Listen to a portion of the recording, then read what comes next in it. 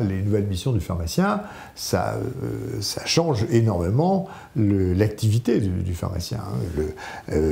Sont inscrits quand même dans le marbre un certain nombre de nouvelles activités, et parmi ces activités, parmi ces missions, vous avez le dépistage, vous avez la prévention. Autre mission, le premier recours, le pharmacien, qui est l'orienteur, après avoir été celui qui a pu dépister ou proposer un certain nombre d'activités de prévention. Il est l'orienteur du patient lorsque, à l'heure actuelle, dans le parcours de soins, on ne s'y retrouve pas forcément aisément. Une intervention plus générale, c'est le pharmacien coopérant, c'est-à-dire le pharmacien qui est l'interface entre les différents professionnels de santé et le patient, avec l'accord des prescripteurs. Bon, sur le terrain, je pense que ça verra le jour facilement parce que nous nous connaissons bien sur le terrain.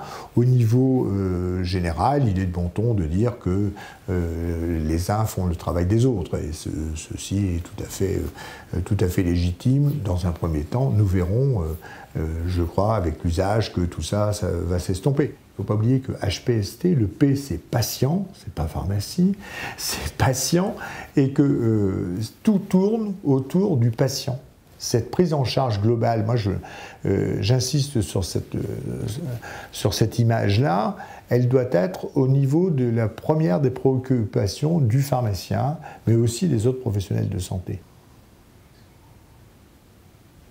Et il est à la fois ce qui permet aux pharmaciens de garantir un exercice le plus correct et le plus sécuritaire possible par rapport au patient, et il est pour le patient la garantie de trouver chez le pharmacien un professionnel de santé qui est au courant de son état et qui lui permet justement de prendre les bonnes décisions au bon moment. Et là, c'est une autre mission qui va être dévolue aux pharmaciens, mais je crois il faudra un petit peu de temps pour que ça s'installe, c'est l'éducation thérapeutique, c'est-à-dire que le pharmacien va devoir subir une formation, suivre suivre une formation pour que cette éducation thérapeutique prenne forme, et cet accompagnement du patient, cette responsabilisation du patient est vraisemblablement une des voies d'accès pour que cette prise en charge soit tout à fait effective et tout à fait efficace.